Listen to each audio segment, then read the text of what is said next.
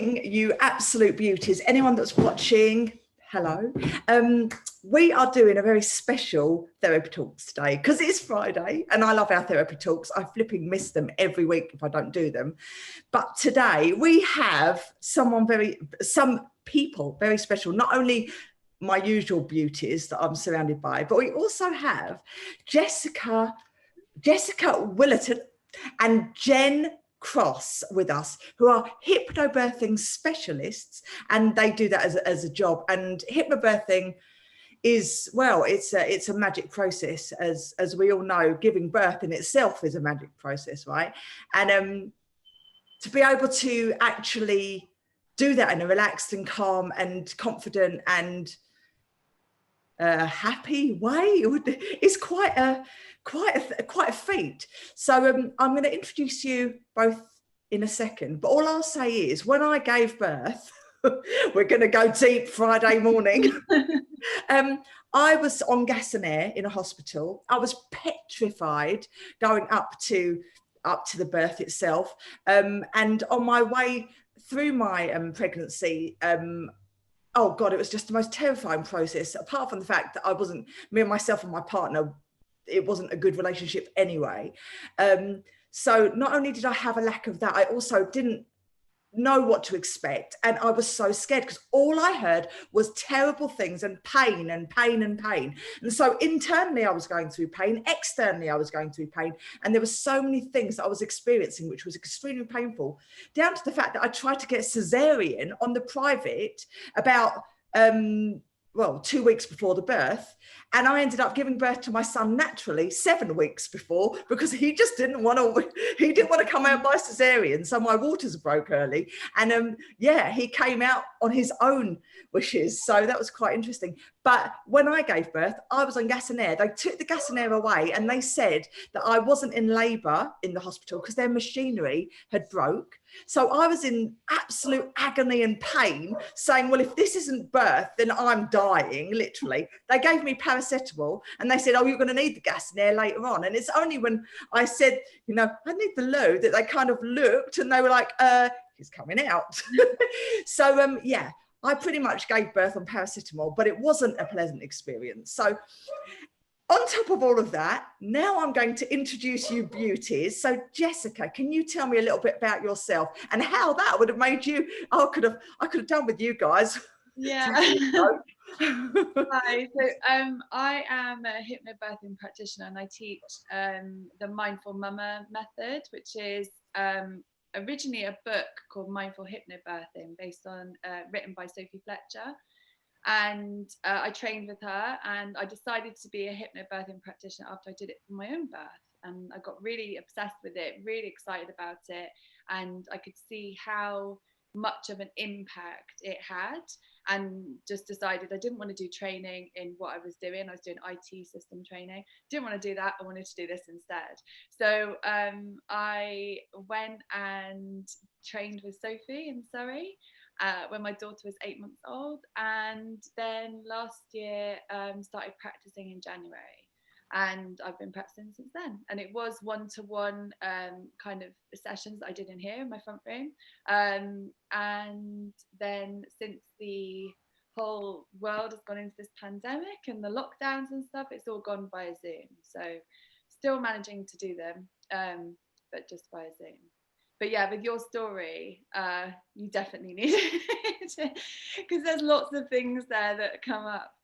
And traumatic, to say the least, but it's all right now. Do you know what? I only remember the good parts. I only remember now the magic of giving birth. And when I see TV programs, One Born Every Minute and stuff, all those memories come flooding back, the beautiful memories of afterwards. And I'm pretty much up and out, and just running away because I'm like, it's like almost like a headless chicken. You cut off the head and they're still running around because they don't know what to do. So they're just carrying on, So, I do get those beautiful moments when I watch that, which I'm forever grateful for. But my God, what a journey it was to get there. Yeah. So now we are going to go to the beautiful Jen Cross. Look at you, shining star. Hello, gorgeous girl. And can you tell me a little bit about you, please? Yes. So I was absolutely petrified when I became pregnant with my son 7 years ago.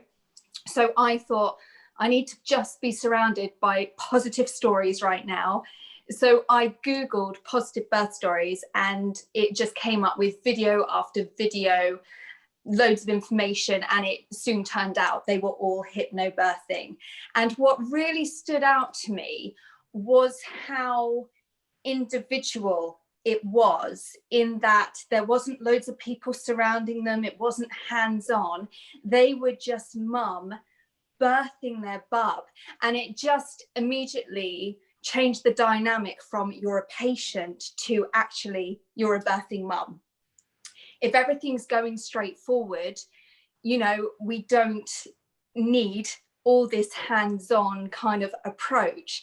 And I heard this great quote from another hypnobirther who I love, and she said, you know, think of it like going swimming. You want the lifeguards to be there, but if everything's going absolutely fine swimmingly, you don't expect them to just jump in. So I got myself and my husband on a course, and I went from being absolutely petrified to so excited. I never thought that that would happen. So yeah, we birthed my son, and it was absolutely incredible. I then went on to train in NLP, hypnotherapy and life coaching later on, because I had always had a lot of anxiety from as young as I can remember. Funnily enough, I didn't get it hugely when I was pregnant. And I think that's because I was doing the hypnobirthing. And again, they're so linked, NLP and hypnobirthing. So anyway, I did my training in NLP, hypnotherapy and life coaching, and then thought, right, I need to now specialize in hypnobirthing because I loved it. Yeah. And now I predominantly work with mums who have a phobia of birth, who are really nervous about birth, or who have had a previous traumatic birth. That's the predominant people that I work with. And I'm 35 weeks pregnant myself. So it's all exciting. And I'm equally as excited about this birth as I was last birth, even though I've had a lot more challenges with this birth. So that will be interesting, but it's great to see how hypnobirthing isn't just breathing, being excited, being relaxed. It's actually this whole other side of hypnobirthing where it's knowing your choices and how to navigate the maternity system, which has been way more paramount this birth than it was last birth. So yeah. Absolutely amazing. Well, lovely to meet you too. And we've also got obviously the incredible Kate Riley, who's an amazing mind coach. And I just say she's magic anyway. She has helped me on a million occasions. Like, it's funny how you can help everybody else, but when it comes to yourself, you find it that challenge. So Kate is, she's just helped me more than she knows always. And my Anna Boswell, who's an incredible therapist as well, NLP practitioner, master practitioner, flipping everything. Look who I'm surrounded by. I'm the luckiest girl in the world, I swear. So now we're all introduced.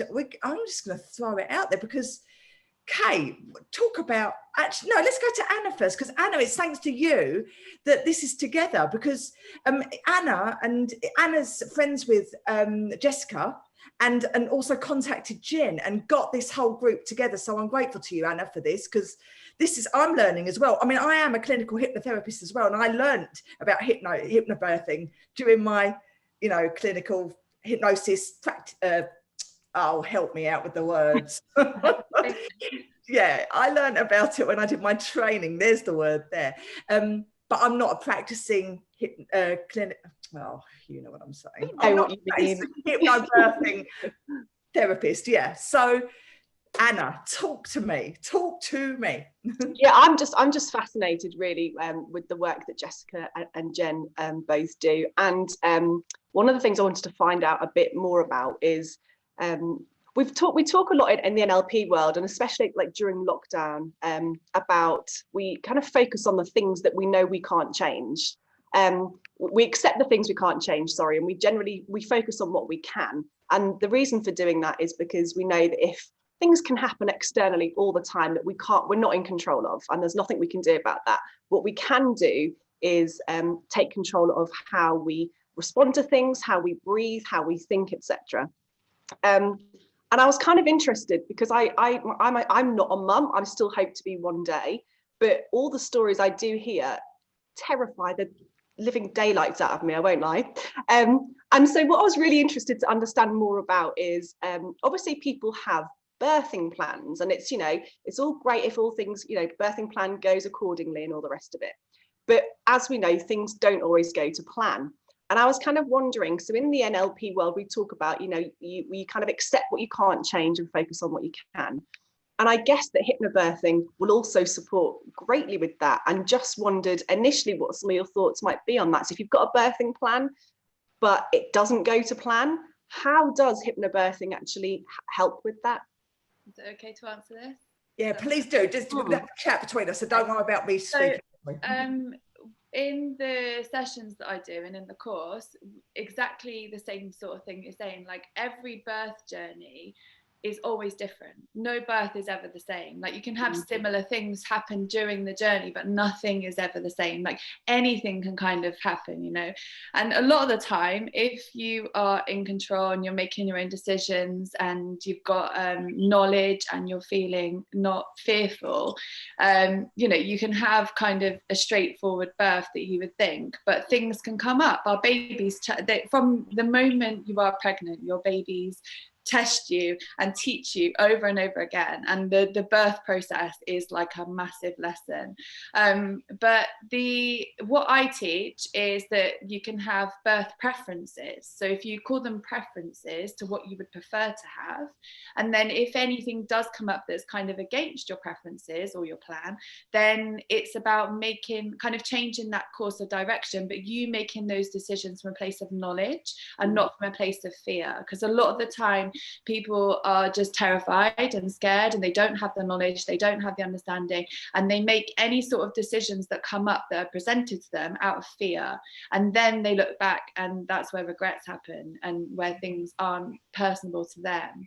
So what we kind of do is break down kind of your A, B, C birth. So like your A birth would be the birth that you really want. So it might be a water birth, or it might be you might want to be induced, you might want to have a cesarean. So whatever your choice of birth is would be the ideal situation. And then we look at kind of an in-between birth. So it might be that you want to have a water birth, so you have all your preferences for water birth, and then your B birth would be that you have to be induced, or you have to have some sort of intervention, instruments used, things like that. And then the C birth would be the more emergency situation, perhaps like a cesarean. So rather than doing a birth plan and thinking, this is what I want, this is what I'm sticking to, like you said, it's more about accepting what you can't change. So if things do come up, you can't change them, but you can choose how you wish to approach them. And that's we really go through. That's lovely. Yeah, thank you. That was beautifully answered. And what about you, Jen? What would you say? I love a birth plan. It's one of my favorite sessions. Birth plan, birth preferences. It depends on what my clients prefer to call it, because language is very individual. So yeah, the reason I love it is because hypnobirthing is not the destination. It's not the destination. It's not the end result. It's the journey. So it's tools and techniques and knowledge to make that road trip really smooth. Yeah. So when people say they feel let down by hypnobirthing, or they didn't get their hypnobirthing birth, it's because it hasn't, in my opinion, been coached in the right way. Yeah. Anybody can hypnobirth through any type of birth, because it is your approach, it is your mindset. So when it comes to the birth plan, this is because you are going to be birthing potentially with people who do not know anything about you. So it's a quick, this is about me, this is about our birth journey so far, this is what we're, envisaging and thinking of, and think about certain things. And it's a great checklist for the birthing person and their birthing partner as well to think about. So, do they want their baby to have vitamin K? Do they want delayed cord clamping? Have they got an opinion on pain relief options? So it is a huge checklist for actually the parents, or the parent and the birth partner, to go through to see what their views are on these things. Because if they're presented when you are in labour, the chances are you're not going to be 100% on it about thinking about your choices per se, because you're going to be in the labour process as well. So if you've done all that prep beforehand, then it's done. Yeah.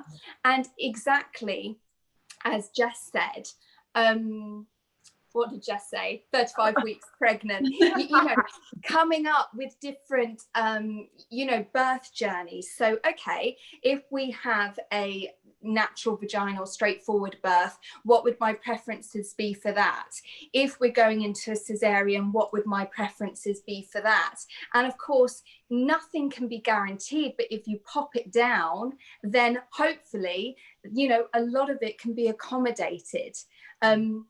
So yeah, I personally love them.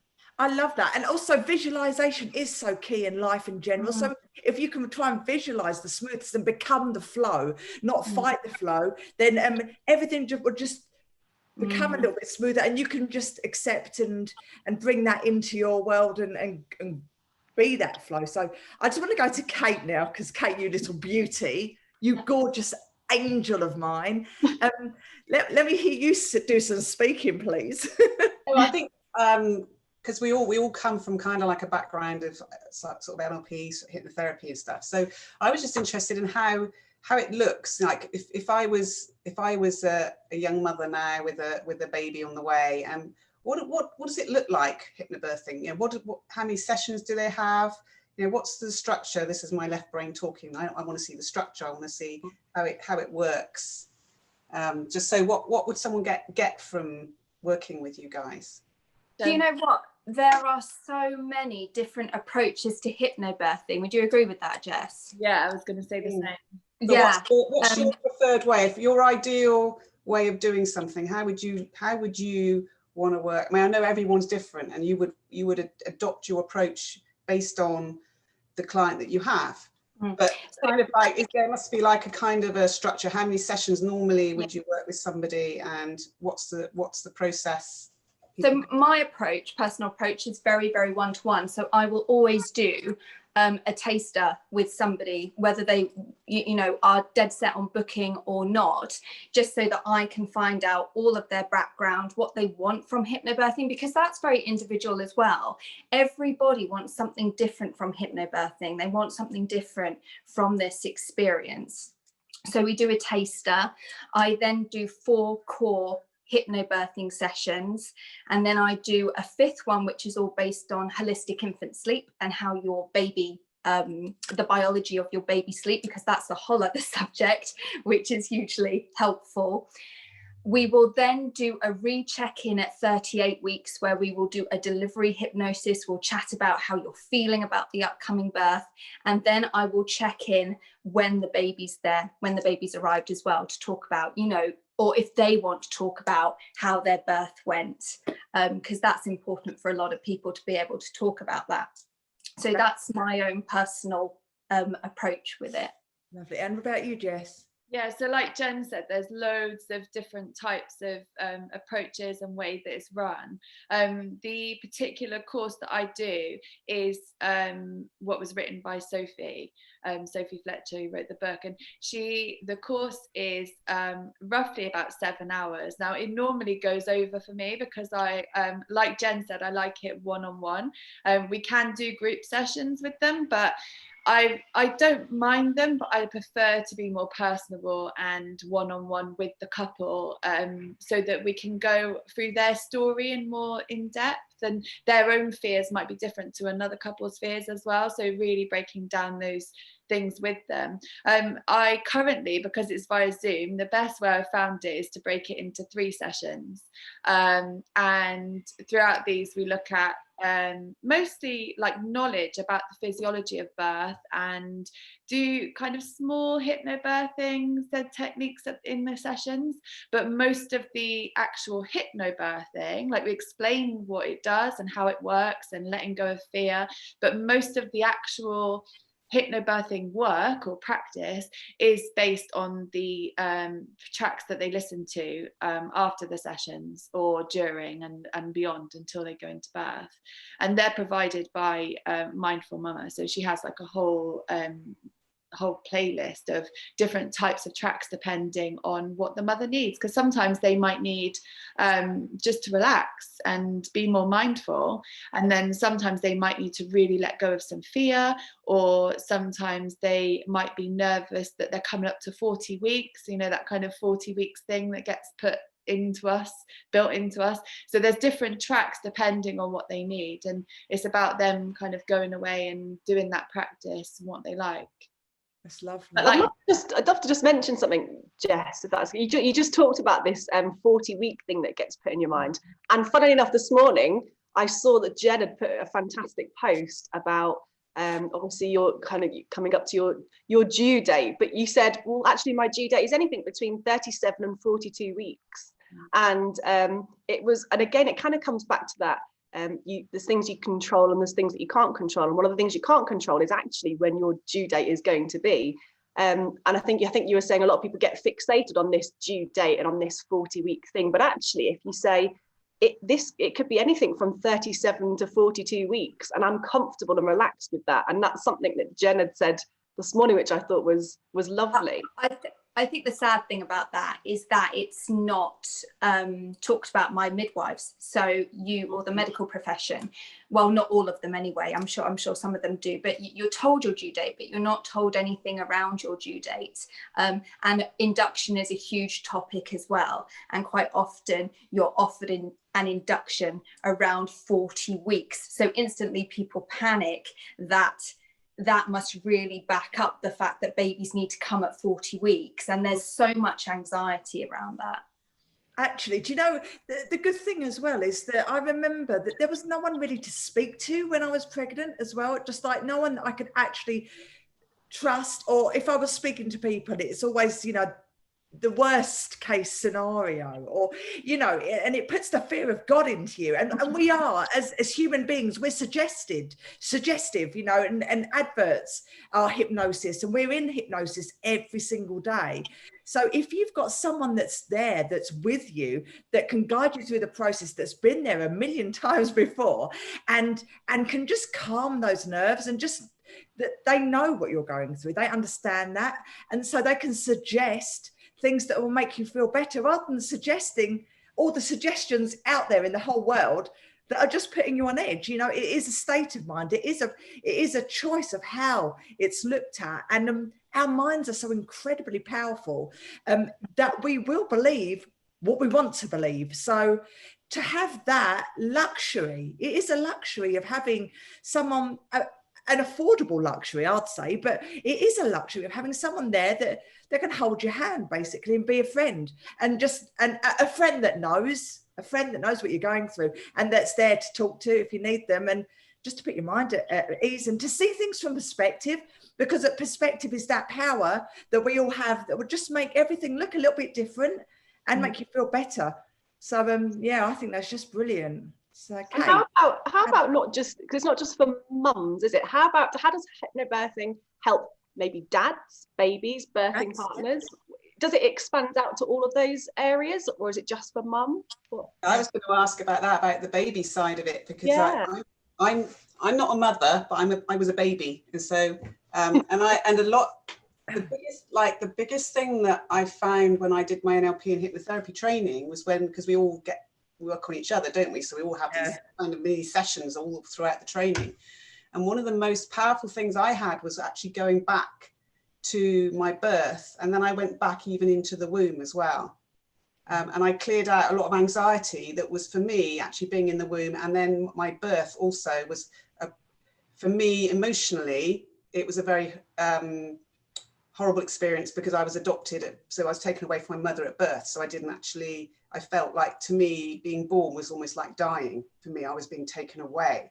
And there was a lot of emotion around there that needed to be released. And so even though consciously we don't remember much beyond sort of 5 years back, but subconsciously it's all there, isn't it? So the baby all the way through from conception onwards, and let's face it, even before that, because we know our grandmother, when she had your mother as an embryo had the egg that was going to become you inside your grandmother. So you've got all of your grandmother's trauma and anxiety and any sort of things that were going on with her and her DNA all coming through you, and that is that aspect of it. And I think that the work you do, guys, must be absolutely amazing for the kids as well, and how the experience they have, not just throughout the pregnancy, because all this anxiety that mothers have about their upcoming birthing must be really affecting the child, and how their relationship with the neurotransmitters in their brains and their bodies and everything, and how that affects it. So I think it's just fabulous, and I don't see why this shouldn't be something like standard for everybody. It should, right? Should be, definitely. I learned about, when I did doula training last year, we learned about the epigenetics and all of the impact of everyone's own birth story and the impact it has on you in your life.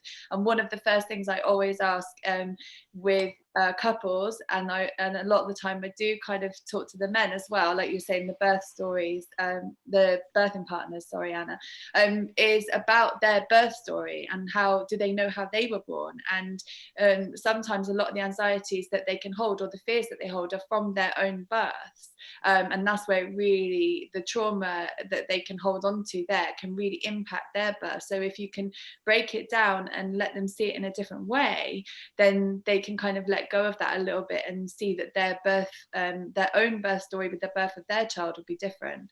But with birth partners, just to go back to your question, Anna, the birth partners is like my favorite part of it, really, all of it, because you really see like light bulb moments. They're like, whoa, really? Yeah, when you go through things and explain it to them, they're like, okay, so now I know what I need to do, and now I know the role that I have. And it's not always dad. Sometimes, you know, it can be family members or friends, or you know, partners as well. But there's always they always kind of leave feeling empowered and ready to take on this like role of helping the birth be the best possible thing. And the babies definitely impact from it, you know, having the relaxation and listening to the tracks and letting your mind and body really relax all the way through pregnancy, and then approaching the birth no matter what comes up in a really good mindset, sends all of those kind of good oxytocin, serotonin, everything to the baby, and they a lot of the time come out as little hypno babies, and they're all chilled and relaxed. And my daughter was one of them, definitely. That's so nice. What about Jen? What do you say? I think as well, I think I just had another brain block. I had this great answer planned out. I'll go to the birth partner, and then I'll go to, was it the birth partner I was going to start with? I get those blocks all the time, babe. It's fine. Go with them. We can come back if you want. The great thing, so with the birth partner, it's so important as well to understand what they need as well, because there's sort of, you know, two people in the birthing process, if you like, and it's not about us reading a list of what the birth partner can do to help. Yes, of course, that, you know, we do that, but it's actually finding out how the birthing person and their birth partner, the dynamic between them and how they work. Yeah, so I had a situation where, not a situation, just one of my clients, and the dad would pace if he got anxious. Yeah, and mum knew this, and she said, you cannot pace during labour because I will instantly pick up on it. So we gave him something else that he could do instead of pacing to manage his own anxiety through it, but also to talk about, you know, what are, you know, their particular anxieties or their feelings about it. Really, really important. And in terms of, you know, the benefits for bub, completely agree with what Jess said. And I think what's lovely is if quite often the birth partner reads the scripts to mum as well. I've had so many of my clients say that when dad comes through the door, they start speaking, and instantly the baby starts kicking because they suddenly become familiar with the sound of the birth partner's voice. So it can be a great bonding for the birth partner as well. So yeah, I had something else to say on it. It might come back to me. Just to shout out if you think of it, because I know I get moments like that time. I think, oh, I've got to say that, or write it down. That's what I do. I keep writing stuff down and thinking, I've got to remember that. Brain work happens generally for me, I'll tell you. Oh dear, yeah. So any other questions, Anna? Like, because obviously you're looking, oh, should I be getting a hat? I think I might, you know. I love, do you know what? I did one of the first sessions I did as an NLP coach was working with a man who had Asperger's, and he told me that he'd experienced his whole life. He felt it felt like he experienced life looking through a CCTV camera. Like he wasn't there in the first person. He was watching the world through this camera from a safe place, and never really connected with people around him, and never really got close in relationships and things like that. And we did some timeline therapy, which is linking back to what Kate said. We did some timeline therapy, and I said, you know, when did you first feel like this and all the rest of it? And we went right back to before his birth. And he also had a very traumatic birth. And we did some work around that. And he'd said, you know, he remembers his mum had a traumatic birth and there was a lot of pain involved. I think he'd sort of felt kind of responsible for this somehow.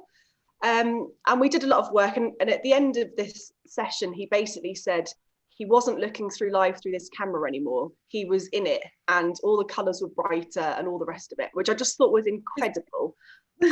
But what amazes me is, it really makes me think that if, as hypnobirthers, you're not just helping mum, like Kate said, you're actually helping this baby to hopefully have a much more calm, but so it's not, you know, the mum isn't focused on fear and fright and pain and all the rest of it, although of course there will all be elements of that. But if you're able to help mum to feel calm and in control, then baby's going to feel much more calm and much less likely to have, you know, that trauma potentially. But I know, Jen, you also do work with mums that have had previous traumatic births, haven't you? Is there anything you can tell us about that? And maybe there are women watching who they themselves have previously had a traumatic birth. Is there anything that, you know, any advice or tips or anything you can give to them to say how it might be different next time? That was a really big question, sorry. Yeah, I mean, all births are different. You know, that's one huge thing to go by. And it's finding the right approach for you as well, because there's different stages of trauma and, you know, different stages that you're ready to talk about it. You don't, maybe stages where you can't talk about it and things. So it's definitely finding an approach that you feel comfortable with and resonates with you. So yeah, with the mums that I've worked with, I've definitely done the NLP route for the birth trauma with that. And it's just left them feeling so in such a good space and calm about their previous birth, and then ready to go on to potentially, if they have another baby. I'm working with a mum at the moment, and she came to me because they wanted to conceive their second, but she had a really difficult first birth.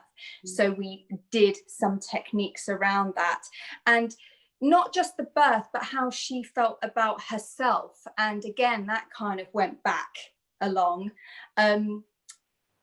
And yeah, we're now at a place where she has conceived. She's waiting for baby number 2 and feels in such a different place. So yeah, and interestingly with birth trauma, it's not necessarily the type of birth that you have.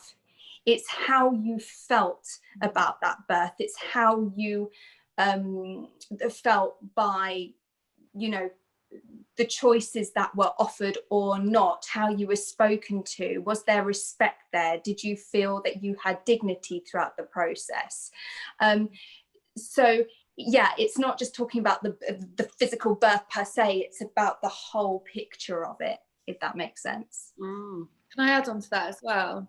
Because I've had women that have come, or parents, couples that have come to me, and their main thing is because the reason they choose to do this now is because they've had traumatic births, and that's where they've come to me from.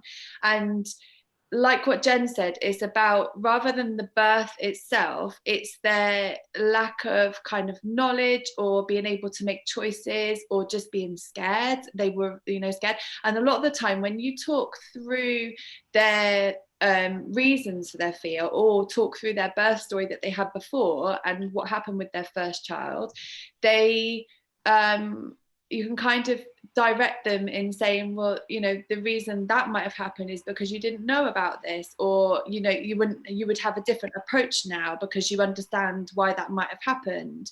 And a lot of the time when we finish the course, at the end they're like, I can see now why it was so traumatic. It's because I didn't know what was going to happen. I didn't know how I was going to respond to certain situations. And when they suggested this intervention or, way to go, I made that decision and said yes, completely based on fear. And I was terrified. So that's why I did it.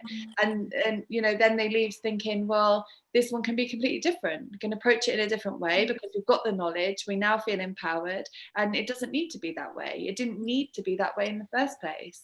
And, sometimes they kind of kick themselves and think, oh, I wish I just knew this before. I've heard that so many times. I wish I just knew that for my first birth.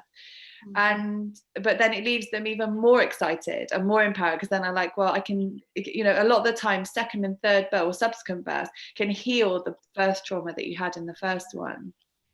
I think as well, it's knowing where you want to get to, not just talking about the birth that happened, because we all know that we can talk about something till the sun comes down, but actually what we really want is a resolution to something. Yeah, so it's about, okay, you're here, where do you want to get to, where do you want to envisage yourself, and that's I think a really positive thing.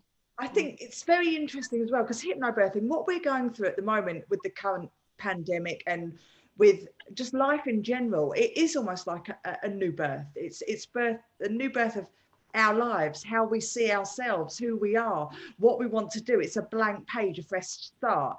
And it's almost like, to get through the anxieties or any fears, it's focusing on breathing and visualization is huge, of what you can see yourself, and all the things that NLP attracts and brings to you, all the techniques, and it's the confidence. And it's almost like hypnobirthing could be applied to now, to life, because we are all at that place of being reborn. And it is the same techniques of turning it into yourself, how you can feel about the situation, how you can cope with whatever you're going through, whether it be the birth or whether it be a new life or a new start, or a challenge that you're facing at the moment. And breathing is a massively powerful thing. I mean, I'm sure you can talk. So when you breathe in hypnobirthing, is it the same kind of the now state, I call it, where you get in the present? Do you stay very present? How would you breathe in a oh, I know how I breathe. Don't do that. No. Actually, funnily enough, that was the panic. But when you're actually just going to give birth, it does calm itself down. Your body knows what to do, doesn't it? And it's the panic that you don't know beforehand that puts you on that panting kind of thing. Once your body kicks in, if you're trained and you know what to do in advance, you don't have to go through the panic. And I think that's what's so powerful about what you guys do as well, because just knowing that you can feel like that calm, relaxed, deep breathing, all the way through, and you don't have to go through the panic thing. That's magic right there. That's powerful. So if you could talk through how you would, maybe Jen, how you would talk someone through breathing, and then I'll do Jess as well. That'd be lovely. I mean, there's different breathing techniques for the different parts of labor and birth. So you have breathing for when you're not in a contraction, you have a breath for when you're in contraction, you have a breath for when you're nudging baby out, breathing baby out, pushing baby out, however you want to say it. So yeah, there's different breathing techniques for different stages. And the great thing is it takes out the guesswork. So instead of going, oh my gosh, I'm getting a contraction, I don't know what to do, I don't know where to put myself, it's awful, you just kick into this breathing cycle. And, you know, when you're having a contraction, it varies slightly how many breaths you do from person to person and how long it is. And also whether you visualize when you're doing a breath or whether you're actually more of the black and white approach and you use numbers and counting. It depends on your personality. But one of my favorite breaths in hypnobirthing is called the golden thread breath, and it's known as the antidote to pain. And you open your lips the tiniest amount. So you take in this long, deep breath, blow up your tummy like a big balloon, and then you just release, just going. That's very good. So calming, known as the antidote to pain. And it's the most amazing breath. You can do it into an affirmation. You can do it down to your baby. You can do it out the window. You can literally just do the technique of it. And that's all you're thinking about. It's whatever works for mum. And when we do a longer out breath as well, which is definitely for your relaxed breath in between contractions, and when you're doing contraction, you activate the parasympathetic nervous system as well. So hypnobirthing is incredibly logical. There is a reason why we do everything. It's not just because it's pretty and lovely and the idea of it is lovely. There's science behind it. So yeah, that's how I coach it. Breath is life. Breath is life. If you don't have breath, you are not alive. So that's so yeah, Jess, how would you go through a breathing with someone? Pretty similar to what Jen said, really. You know, there's all different types of breathing, and as she mentioned, at the different stages you can use different techniques. And what I always say at the beginning of my sessions when I'm starting with a couple is that with the hypnobirthing, like, the work is done at a deep level. So when you actually go into your birth, like you said, it's instinctual. You've got the ability to do it. It's about shutting down the neocortex and letting your instinctual part of your brain take over. So the breathing should kind of come naturally rather than being coached to breathe a certain way or letting the fear come in so that you get kind of panic and tense and that sort of breath. And then we teach the perfect one that Jen just mentioned with the golden thread. We teach those sort of techniques and those sort of breathing techniques, really simple ones, and so that they've got a kind of invisible toolkit, so that if at any stage during the labor, like you said, you kind of get out of that birthing zone and you start to panic or you start to fear, you can use those, you can pull on those tools and techniques in your bag, which might be like the breath that Jen did, and that can instantly just calm you down and put you back into your birthing zone. And so you can then let your body do what it needs to do rather than getting panicked and feared and letting it all take over. That's kind of the main thing. I always say it, like, you're not going to have to think, right, now I'm in this stage, I've got to do this, or now I'm in this stage, I've got to do that. It's just about letting what you need to do, but having these extra things there if you need them, just in case you start to get panicking. It's funny because I was going to say, it's funny when I train people just in general, like with anxiety or like exam confidence or stage nerves or whatever it may be, and they get that anxiety, your breathing goes out, and to get your body and to feel calm again, you just need to just regain control of that breathing. So what I always say to someone, it's a very quick way of doing it, is you hold your breath with the biggest, deepest breath as long as you possibly can till you can't hold it anymore, and then you very slowly let it out, just very, very slowly. So your diaphragm's controlling that breath out, even until you can't get any more air out. And what that does is it just resets your breathing and resets your body, and you feel this wave of calm just coming straight over you. And it's so incredibly powerful. So it can be worked in so many different areas as well. There's a really great one that we use in the course that kind of, it's the mindful mama breathing technique, which is simple as 3, 2, 1. So breathe in for 3, 2, 1. Your mouth or your nose? through your mouth. So, through your nose. Sorry, through your nose. So breathing in, 3, 2, 1, and then you breathe out. Relax, relax, relax, and you just keep doing that until you feel relaxed. And if it's on a lot of the tracks that they listen to, the Hypnobirthing tracks, and personally now, I did it so much during my pregnancy, because I actually, when we're talking about the weeks, going up to 40 weeks, I went to 42 plus 5 until I went into labour, and hypnobirthing was everything for me during that time, like everything. It was, that's how it was, how I got through it.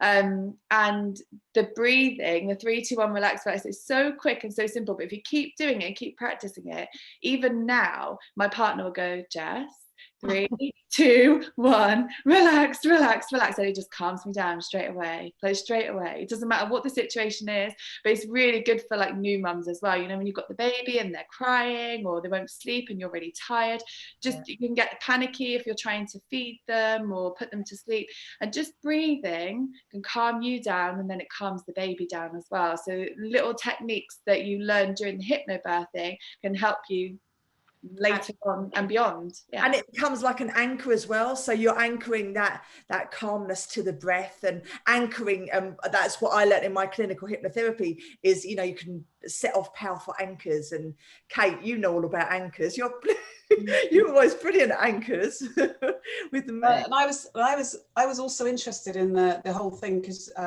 Jess talked about empowerment. I mean, this is what you're giving women, isn't it? Is empowerment. And also empowerment to the partner as well, because they probably most of the time feel completely useless and they can't do anything, and so giving them power to be part of the whole process.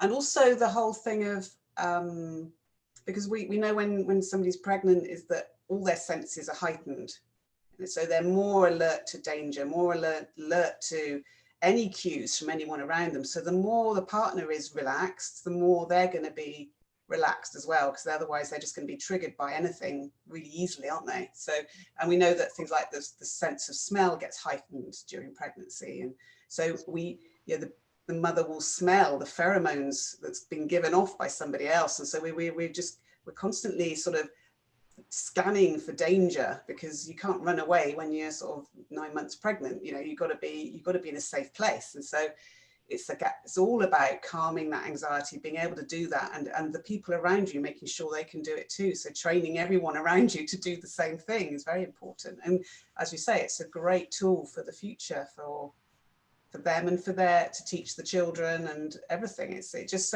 seems to me like it's a great life skill that you're teaching people and families, that the next generation and beyond. You're kind of like breaking the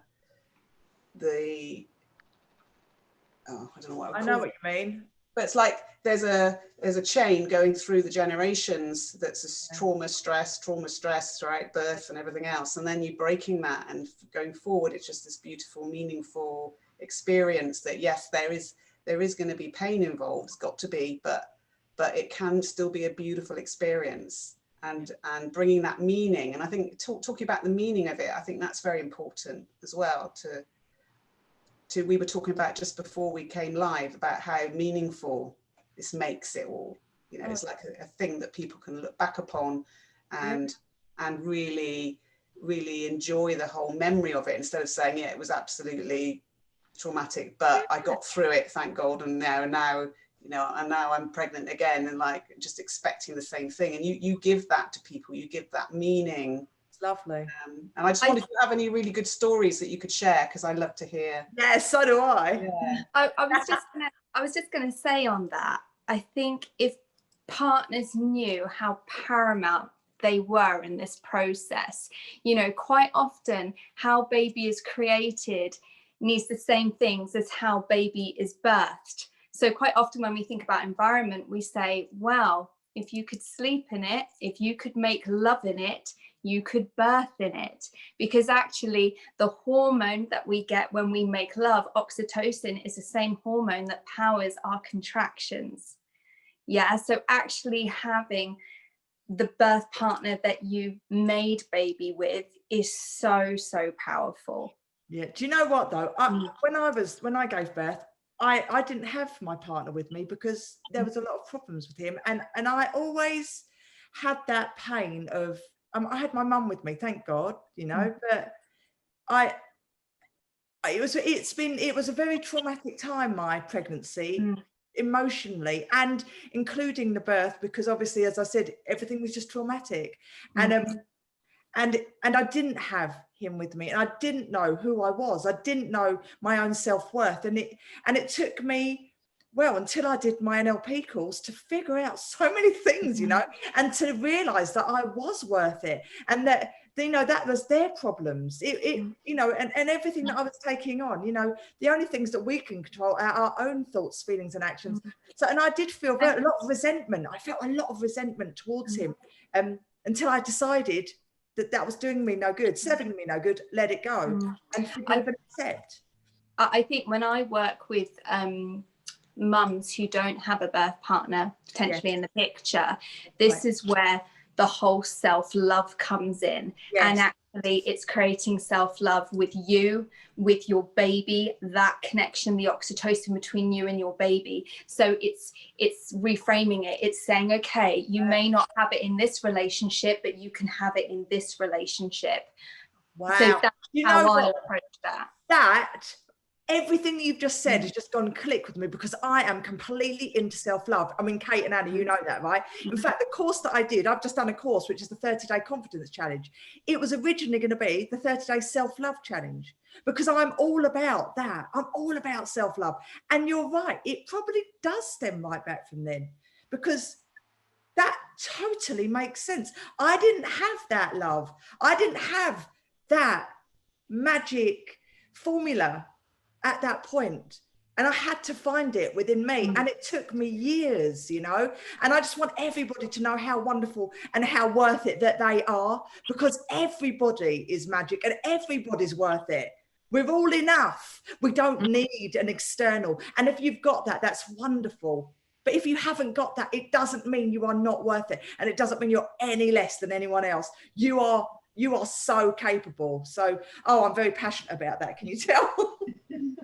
Can I just ask, ladies, if it's okay? We've got a bit of time left. Yeah. I'm guessing there must be some very specific challenges at the minute for women in lockdown, going through a pandemic and what have you. And maybe, because there might be women watching that are maybe having some of those challenges now, what sort of things have come up, and you know, what can people kind of do to handle those situations? Have you had many experience of that this year, particularly? Jen, do you want to answer first, because you're pregnant yourself, aren't you? Your experience. I've had completely mixed. I've had some mums who've absolutely loved the fact that their partner is home, and that they have been able to limit the amount of visitors seeing the baby, and they've had a very, very chilled time in terms of life seemed to slow right down at some point. I think one of the biggest challenges mums have faced and are facing at the moment is that the birth partners are so limited with the appointments that they can go to. And it's when something goes wrong. I had a miscarriage last year, which was identified at my 12-week scan. So, you know, right back in the last lockdown, it's when mums didn't have a birthing partner and they're told that news, which it's huge, it's devastating. And it's if decisions have to be made as well. I know that quite often birth partners are in the car park, or they can quickly get them, but it's still that time that you're on your own with people that you don't know. That is a huge thing. And of course, they're allowed to be with you if you're deemed to be in active labour, which is 4 centimetres roughly. But if they think that you're not that, then birth partners again have to wait outside. And some women are on a ward, again, maybe waiting for an induction that can last, you know, a few days, and they're on their own. So it's making sure that they have tools and techniques and people that they can reach out to throughout that process. But I think that's been the biggest challenge that I've identified with this. How do you tell them to get through that? How do you help them? Because that is terrifying, to be actually on your own. Like, that's hard. Well, Well, so just one example, and this isn't if you've had difficult information and you've got to make a decision or whatever. This is for something different. So if my mums might be going for an induction, and it's something we always discuss because, you know, it could potentially be something that happens, I'd love to do a specific reframe, and I hope you'll all love it too. Okay, who loves going to a spa? What we talked about earlier, right? Okay, go to your spa that you love and ask them for their playlist, because I can guarantee that when you walk into that spa and hear that spa music and smell that oil, you instantly go. So I say to my mums, I want you to imagine you're going on a spa day. Okay, you're gonna have your bed, you're gonna have your lavender eye mask, you're going to be listening to this relaxing music. I want you to take all the lush treats in your bag. I want you to take that book that you want to read, you know, ask for a birthing ball so that you can keep active. Don't feel that you just have to lay on the bed the whole time. You're not a patient as such, you know, feel that you can just go in and think, I'm just going to have a good old chill. And this is the last few days or hours with my bub in me, which is, you don't realize, you know, for some people, they might not realize this, but it might be the last time they ever do it, you know, and just to have that time with you and your bub. So just completely reframe it and see it as something else. And especially if you've got little people at home as well, you know, how many times do we sometimes think, I just need a rest? Yeah. So that's one of the techniques. I get the birth partners to do videos on their phone as well, so that they can see those, get their friends to write little notes so that they can read them in hospital, all things like that. You know, it's, of course, it's going to take a bit for your mind to get round because we're tricking our mind, but it is something to focus on. Lovely. Thank you so much. Brilliant. Yeah. And one of the lady, not Jess, I'm so sorry. Danielle. Anna, Kate.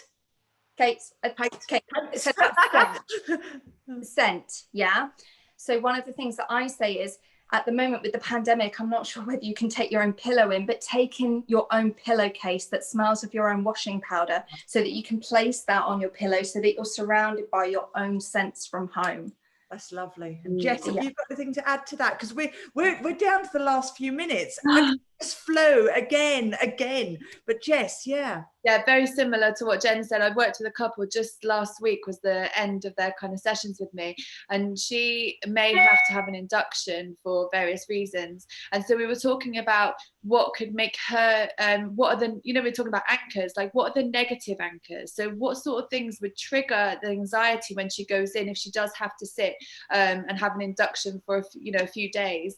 So what would be the negative things? It's all about the senses. So she went through like the smells, it being too hot, because that's what she experienced before. So then we turn them into positive anchors. So you know, take a fan in, again with like the smells, like on the, you know, lavender, having anything lavender, and sounds, so like having your hypnobirthing tracks that you like, but also taking an iPad in that's got films, or, you know, like Friends, watch Friends, because that's like easy and distracting, you know, something that, all of those things that can sort of change anything that might trigger a negative emotion and make it a positive thing.